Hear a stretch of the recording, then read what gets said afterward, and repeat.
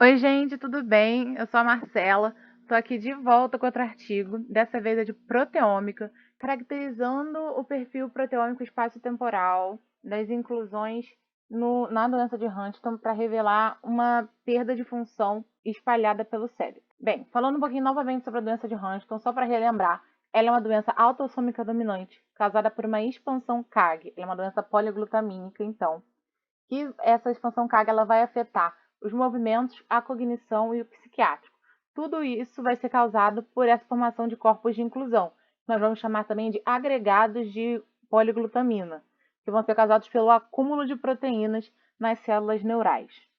Durante esse artigo, eles fizeram uma proteômica quantitativa baseada em espectrometria de massa e usaram proteomas solúveis e insolúveis de 4 regiões: do cerebelo, do córtex, do hipocampo e do estriado, para poder analisarem como era a formação dos agregados e como funcionava tanto a caracterização de Huntington nos períodos de 5, 8 e 12 semanas. Tem a formação genotípica do tipo selvagem, que é esse cinzinha claro, aqui no canto mais esquerdo acima. Tem a formação genotípica do R62, que é o padrão de rato comum para análise de Huntington, para estudo de Huntington, que é o rato mais escuro. O espaço de tempo que eles usaram, como informei anteriormente, para início de doença seria o de 5 semanas, médio de 8 semanas e o tardio de 12 semanas, que é o período de vida que geralmente um rato com Huntington tem. Eles usaram isso também no rato selvagem. Para a resolução espacial, eles utilizaram o córtex, o cerebelo, o estriado e o hipocampo, marcados coloridos na figura direita acima. E para análise na espectrometria de massa, eles analisaram proteínas solúveis no CSF.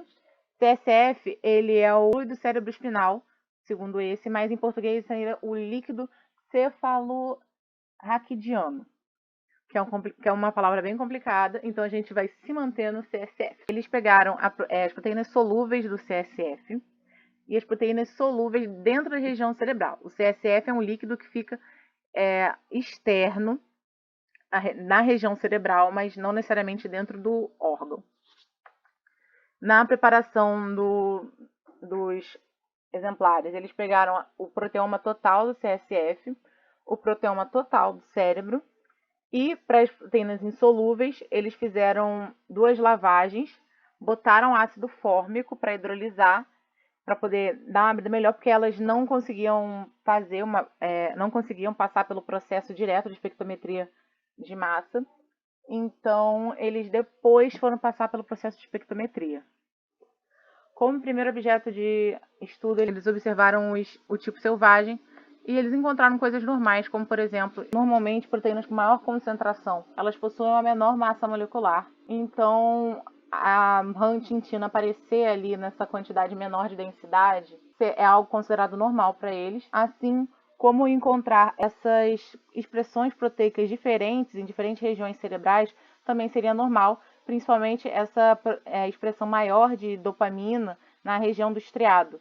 Dopamina, a gente dá um destaque especial, principalmente porque a região de dopamina é afetada em Huntington. Na questão dos ratos que possuíam Huntington, eles observaram que eles tinham padrões que já se mostravam diferentes. Esse gráfico, essas figuras que não são preenchidas são o do tipo selvagem, que seria o controle, e a forma preenchida é os ratinhos com Huntington. Os de 5 semanas são esses amarelos preenchidos.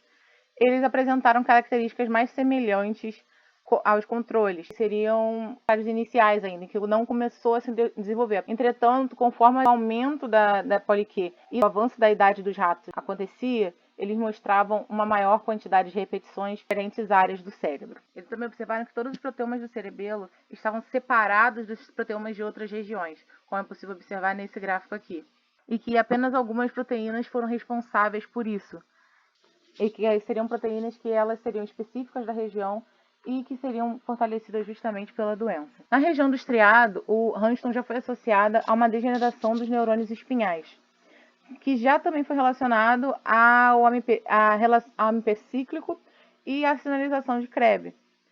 E foi encontrado nesses estudos o PD10A, que é uma enzima hidrolisante do AMP cíclico e do GMP cíclico, que foi regulada para menos no estriado.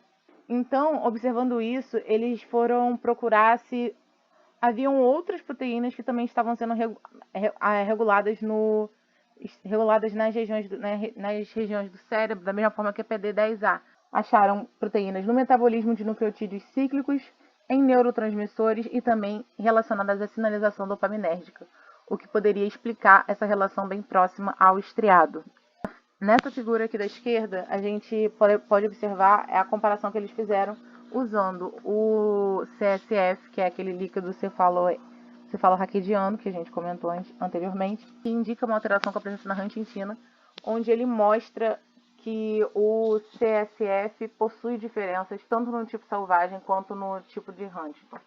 Os autores também fazem essa comparação do CSF com o que foi extraído das regiões cerebrais e observam que o conteúdo dos dois diferem no tempo, mas eles também diferem muito dentro desses próprios conteúdos, o que mostra que é diferente as características dos acúmulos de proteína no CSF com dentro das regiões cerebrais. Após analisar o dado das proteínas solúveis, eles foram observar o dado das regiões não solúveis, onde eles observaram que as 10 principais proteínas formavam 50% da massa e as 50 maiores proteínas formavam 75% da massa. Para poder observar o grau de sequestro, como funcionava esse grau de sequestro? Segundo o algoritmo do IBQA, que é que é o algoritmo que corresponde a esses corpos de inclusão, tanto nas proteínas solúveis quanto insolúveis.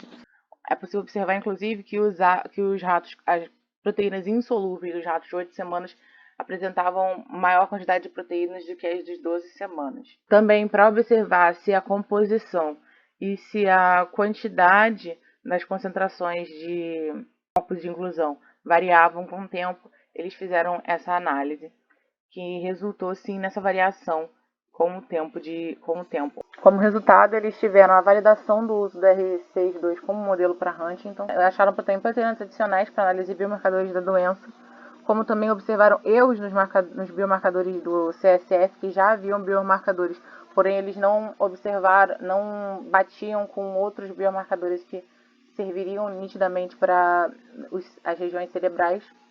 Teve primeiro a caracterização dos agregados da huntingtina in vivo, onde encontraram centenas de proteínas, o que seria em concordância com o tamanho da agregação da huntingtina, e proteínas que seriam específicas da região cerebral. Descoberta de mais componentes dos agregados, onde se já conhecia a protease, as interações nativas e os fatores de transcrições, que eram ricos em coisas que ajudavam a agregar, mas também descobriram que outras proteínas que também possuíam coisas que auxiliavam na agregação, como regiões de baixa complexidade, domínio de bombinha espiralada, maior peso molecular, ou então que eram menos estáveis, também viram diferenças na forma das solúveis e não solúveis dos proteomas, e onde viu que o sequestro para os agregados sugere que a perda de função e o trabalho sugere que os problemas na homeostase da célula ocorrem também por causa dessa perda de função da huntingtina. Muito obrigada por assistir. Por favor, assistam os outros vídeos do canal. Muito obrigada. É isso.